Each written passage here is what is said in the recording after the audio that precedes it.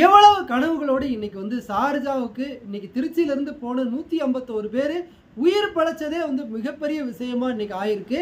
கஷ்டப்பட்டு டிக்கெட் போட்டு இன்னைக்கு போய் எப்படியாச்சும் போய் வேலையில் சேர்ந்துடலாம், நம்ம குடும்பத்தோட பாரத்தை சுமையை குறைச்சிடலாம் அப்படின்னு இன்னைக்கு அதில் எத்தனை பேர் வந்து கடன் வாங்கி டிக்கெட் போட்டிருப்பாங்க. அவங்களோட நிலைமையை யோசித்து பாருங்க. போகும்போதே இவ்வளோ பெரிய முட்டுக்கட்டை அப்படின்னு சொல்லி திரும்ப வேலைக்கே போக வேண்டாம் நீங்கள் அப்படின்னு வீட்டில் எத்தனை பேர் அவங்கள கூப்பிடுவாங்கன்னு நினச்சி பாருங்கள்.